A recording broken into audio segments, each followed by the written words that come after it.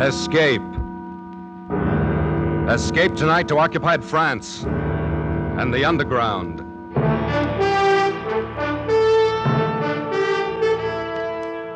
The Columbia Broadcasting System and its affiliated stations presents Escape, a new series of programs of which this, the second, is Operation Fleur-de-lys, written and directed by William N. Robeson.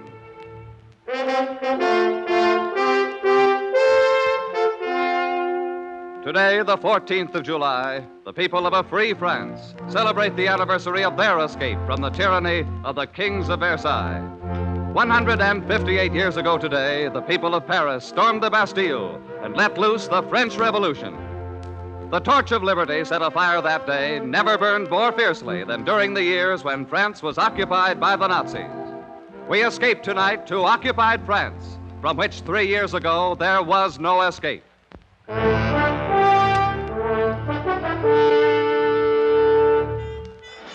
You can call me Duke, but don't use my right name. I might want to go back to France someday.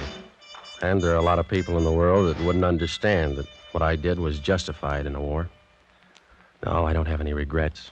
Moral ones, that is. It isn't what I did to Renee that keeps me awake at nights. It's just the memory of her.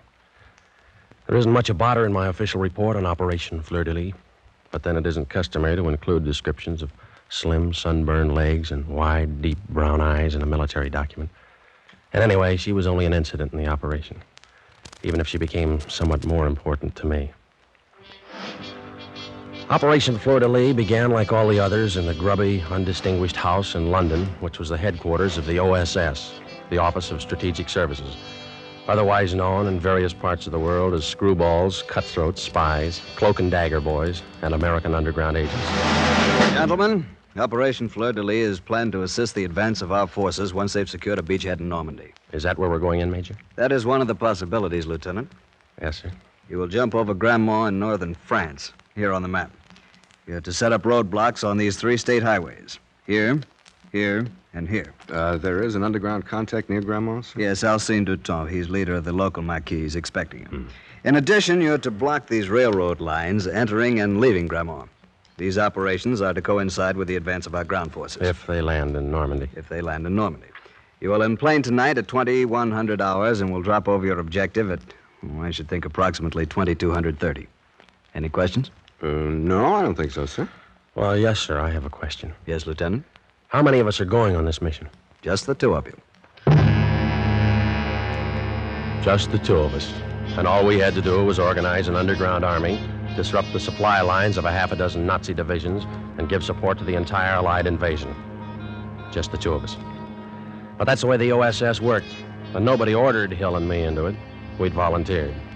I don't know why. Maybe for moments like this one, when you get a B-24 assigned to you as a personal taxi, and there's lots of room to sprawl around after the bomb bay.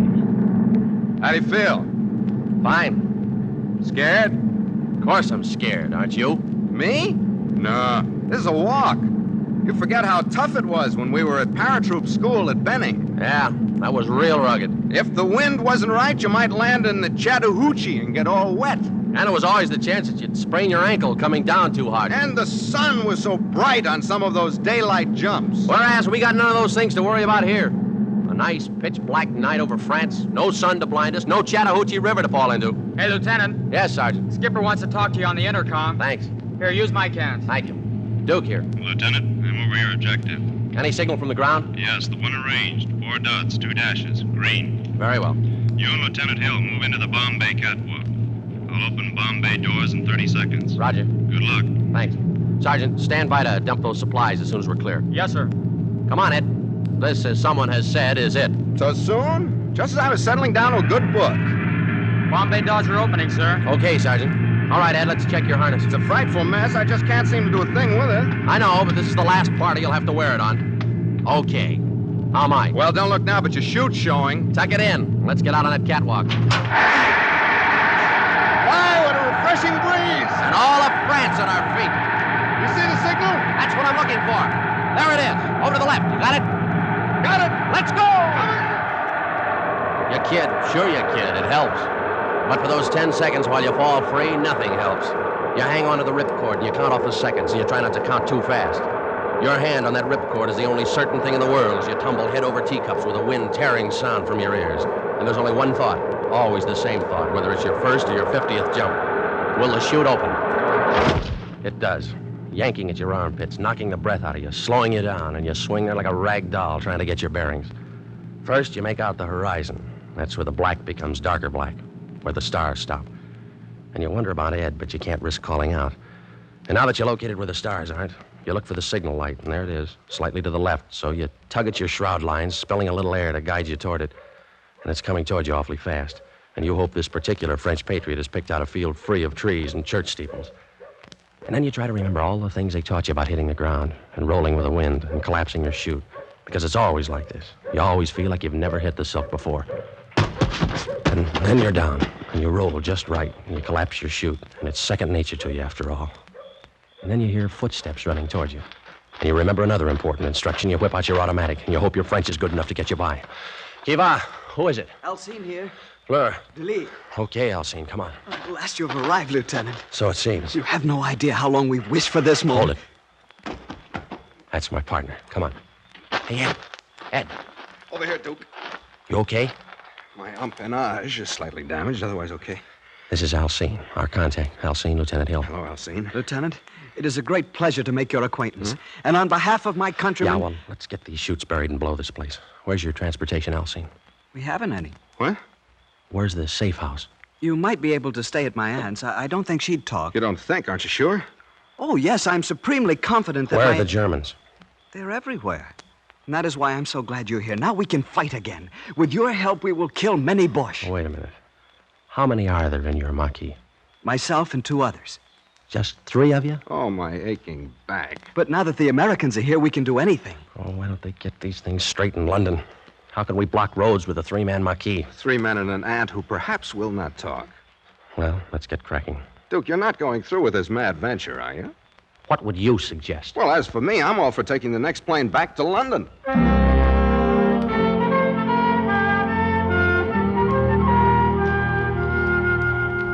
Another piece of bread, Lieutenant. No, thank you, ma'am.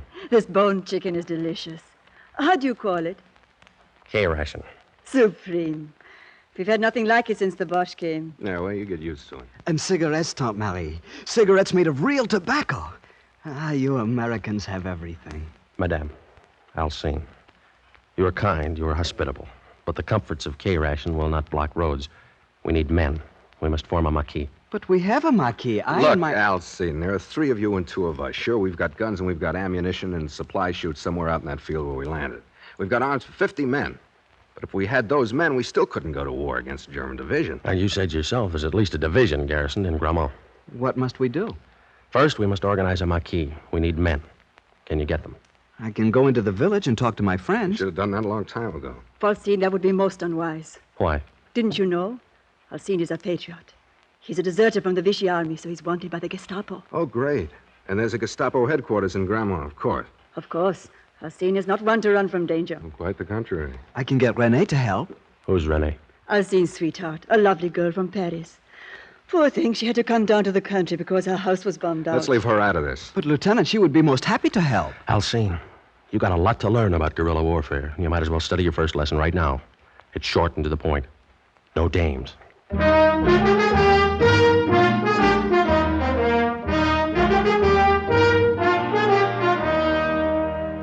Well, the next day, we collected the supplies, which had been dropped with us, and we set up a camp deep in the woods. Hill and I were loaded with French money, so we were able to buy food from the friendly farmers. Maybe it was the food as much as patriotism that brought us recruits.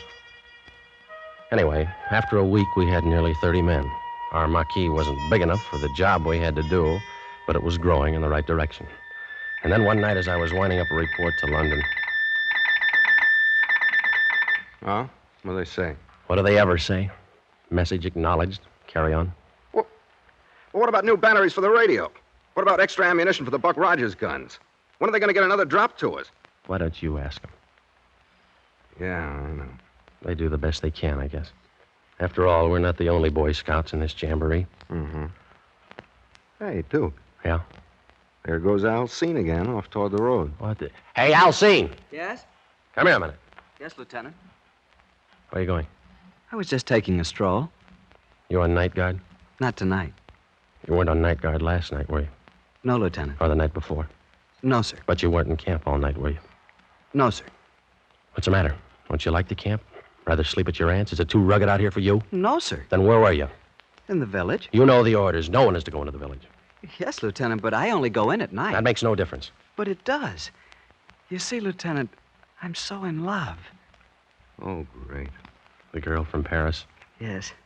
You should see her, Lieutenant. She's the most beautiful, the most charming, Don't you know you're endangering the whole Marquis by disobeying my orders? Oh, no, sir.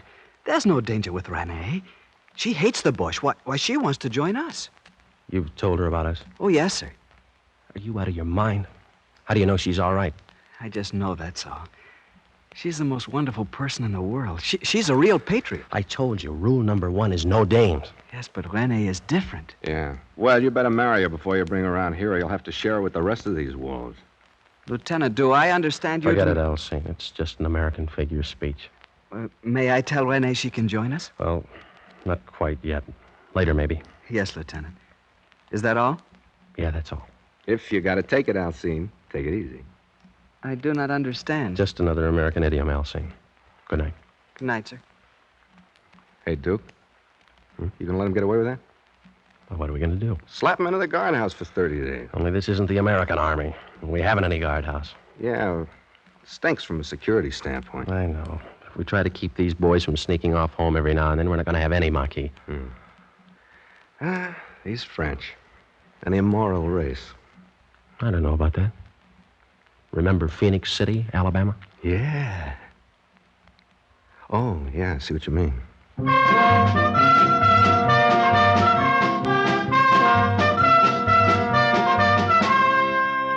There wasn't anything we could do. If we'd ordered Alcine to stay in camp, he'd have sneaked off anyway. He had that dreamy, faraway look that's baffled parents, teachers, and first lieutenants since the beginning of time. I didn't worry too much about it because our Marquis was growing, and Ed Hill and I were breaking our backs pushing those French kids through an ersatz basic in 3 weeks. Headquarters in London didn't tell us much, but we did know from the BBC that the boys had landed at Omaha Beach, and it wouldn't be long before they'd be needing our roadblocks. And then one morning, about D+4, I think it was, I was out in the woods running a squad through concealment drill. No. Hit the dirt. Don't wait or you're Lieutenant. dead. When you see the signal, hit the dirt Lieutenant. right now. Pardon me, Lieutenant. Huh? Oh, Alcine. Where have you been all night as though I didn't know? Lieutenant, I've got to talk to you. Okay, I'll be through here in a half hour or so. I've got to talk to you now.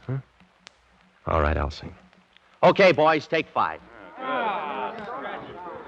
Come along, Alcine. What's on your mind? Lieutenant, my family's been killed. Oh, no. Yes, by the Gestapo. They set fire to the house.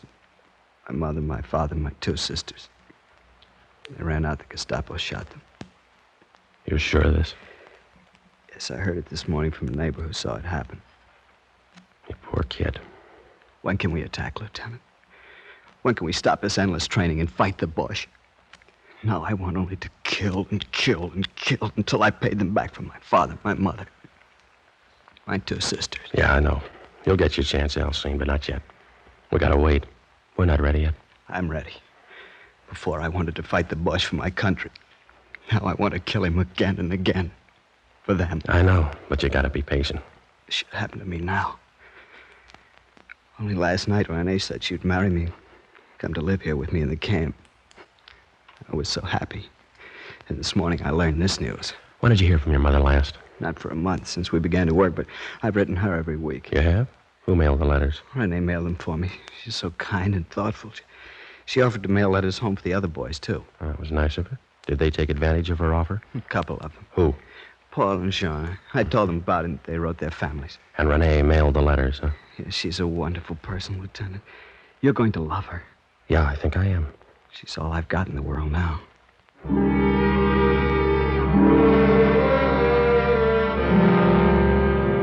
2 and 2 make 4 in occupied France, just the same as anywhere else. And sometimes it's just as hard to prove. But one thing was sure. Now I wanted to meet Renee in the worst way. But I had to postpone the pleasure because early that afternoon, one of the outposts broke into camp out of breath. Lieutenant. Yes, Paul. The Boche. They're coming down the road through the forest. How many? I did not stop to count them. Several truckloads, to be sure. Pass the word to Lieutenant Hill. Ask him to bring his detail into camp on the double. Yes, Lieutenant. Alcine. Yes, sir? Take 2 men and go down by the road and see what they're up to. Yes, sir. Just reconnoiter. Don't fire at them. But this is my chance for revenge. Listen to me. Don't fire at them. That's a command. Yes, sir. They may not be after us at all. Now get going. Immediately, Lieutenant. What's the order of the day, Duke? Lance Graham? Yeah, it looks like it. All your men here? President accounted for.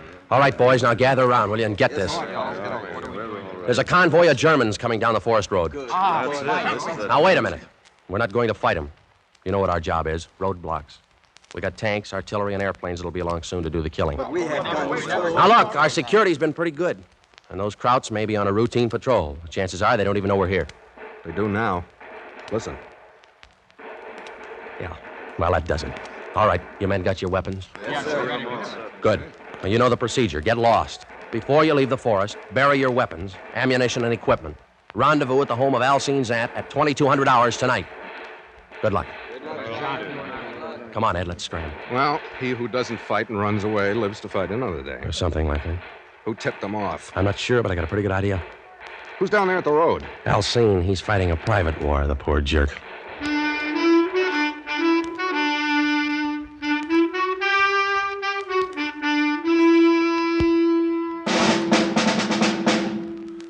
The basic rule of 3 in guerrilla warfare is surprise, kill, vanish. However, when you're surprised, the only rule is vanish. And we did.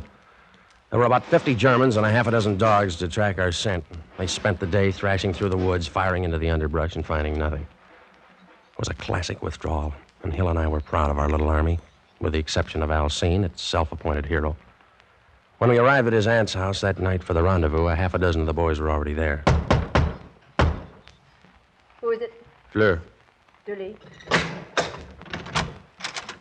Ah, Lieutenant, come in. Good evening, madame. Alcine is already here.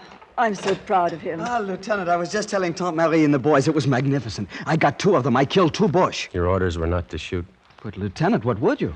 What happened to the other boys who were with you? Jean was wounded and captured. Antoine became frightened and ran away. That blows the Marquis. They'll get the full particulars from Jean. They haven't got him already. I'm sorry, Lieutenant, but... Quiet. Answer it, madame. Who is it? Fleur-de-lys. Open it. Good evening, madame. Come in, boys. Run in any trouble, boys? As you see, we are here. Yeah. But not for long. Lieutenant, Yes, Raoul Paul. and I wish to withdraw from the Marquis. Quit? Why?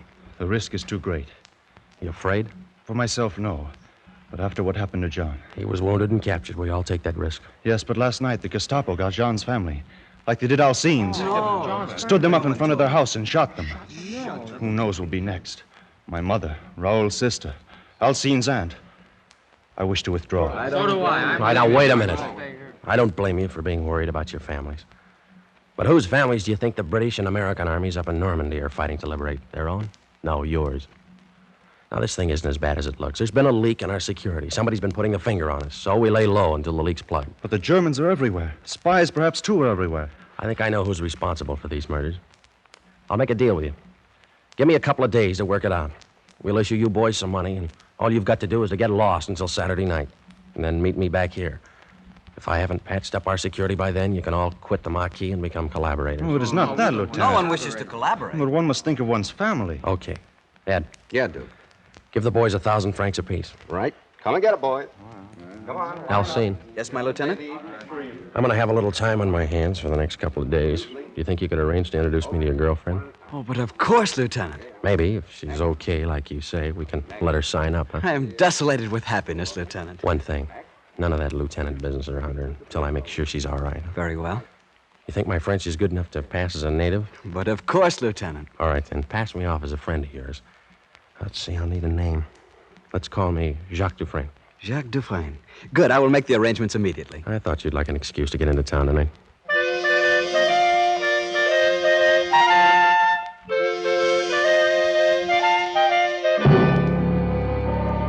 The next afternoon, Alcine brought the girl out to the woods near his aunt's house. I stood behind a tree to watch and make sure they weren't being followed. She was all right. Tall, long, sunburned legs, her hair caught in a blue ribbon like a little girl's. I let them walk by, and then I stepped from behind my tree. Oh, there you are, Jacques. Hello, Alcine. René, this is my good friend Jacques Dufresne. He's from Paris, too. Jacques, This is René de Cibourg. Glad to meet you, mademoiselle. And I'm honored to meet you, monsieur. Where do you live in Paris? Near the Porte du Lilas. But my home is no longer there. It was bombed out. Alas, so was mine. My family remain with friends, but I've come out into the country to fight with the resistance. Jacques has much influence with the commander of our Maquis. Oh, I hope you will be able to persuade him to let me join you, monsieur. I shall do what I can. It would be a privilege and an honor to work with a patriot like you. See, Jacques, I told you René was all right. You didn't tell me the half of it. Mademoiselle, you understand that we must be cautious. There are questions I must ask of a confidential nature. Why don't we meet again? Alone. Why not? Say, tonight? I have a little car. But- We might take a drive. Fine. But, René, you promised me I that... can see you some other time, ma chère. Remember, France comes first.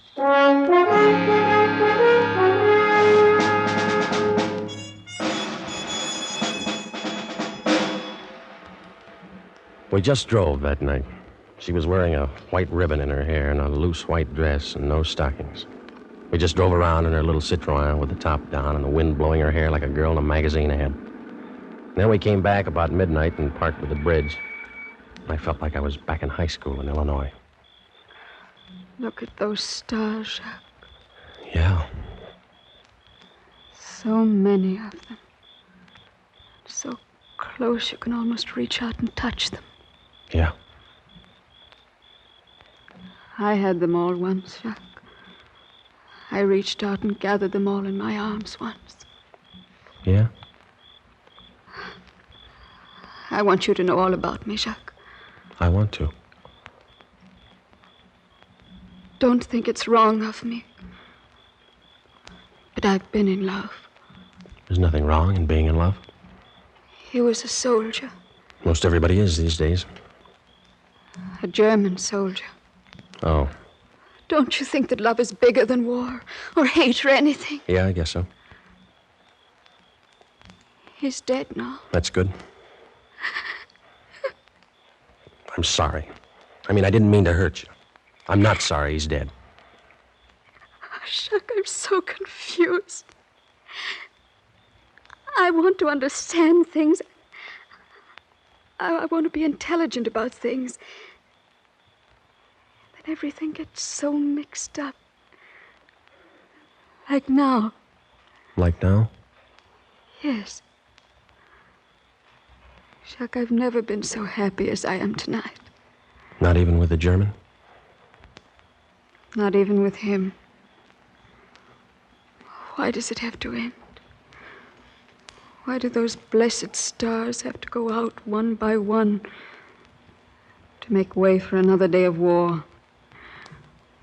Why can't we stop time, you and I, and gather all the stars together, just for us? I don't know, baby. It's never been done before. But we can try.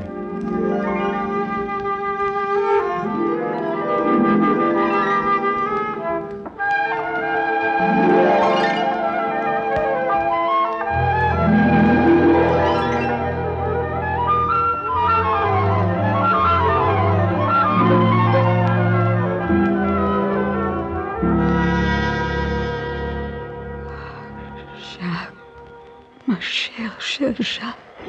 Yeah. Tomorrow night, Same time, same place. Forever if you say the word. forever. Sure, why not? Who knows how long forever is in this crazy world? Why not have it together? Why not get married? Why not, my most beloved? See you tomorrow night. I'll only be half alive until then. Sherry, if you want to write to your family in Paris, give me the letter tomorrow night, and I'll mail it for you.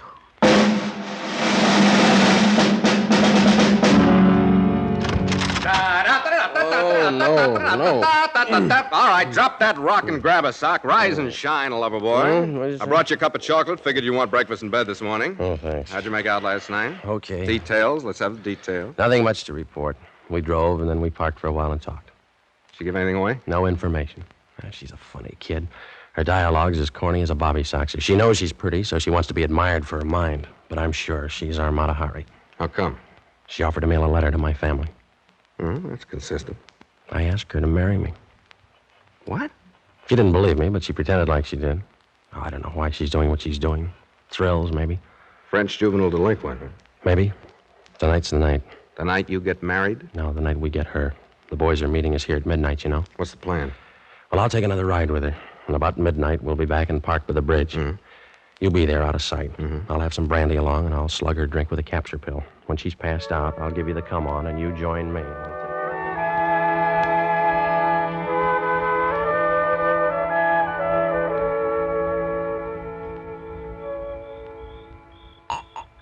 Here, baby, have another drink, huh?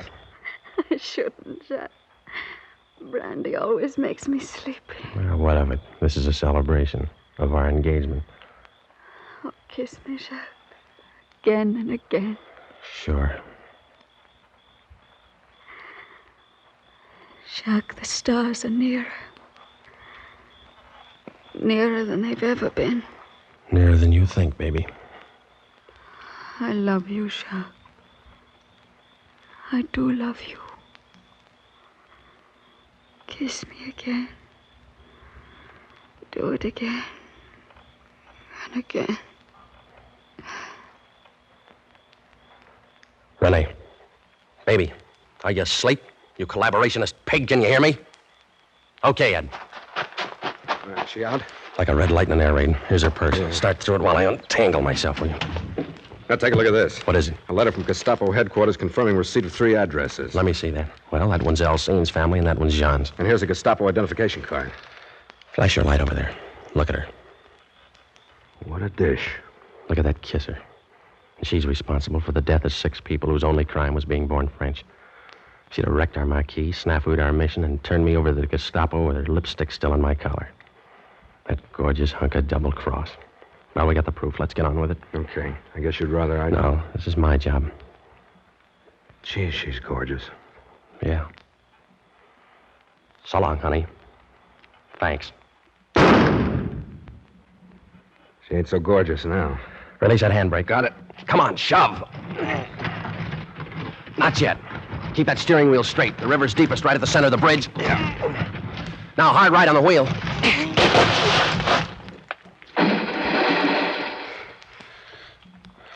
You know something, Ed? Huh? I think she finally did gather that armful of stars.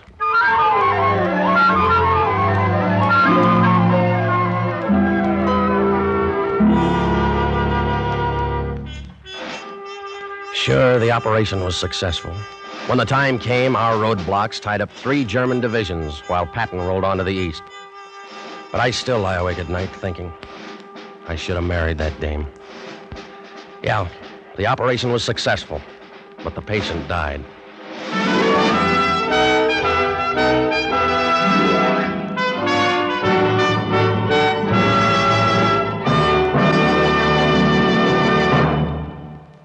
Operation Fleur-de-lys was written, directed, and produced by William N. Robeson with Jack Webb as Duke, Elliot Lewis as Hill, Peggy Weber as Renee, and Harry Bartell as Alcine.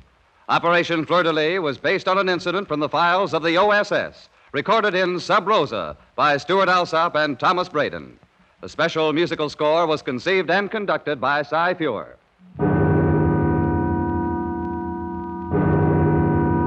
Escape is presented by CBS and its affiliated stations each week at this time. Next week, we invite you to escape with F. Scott Fitzgerald in his unforgettable story, The Diamond as Big as the Ritz. And so, good night, until next week, when again it will be time to escape. This is CBS, the Columbia Broadcasting System.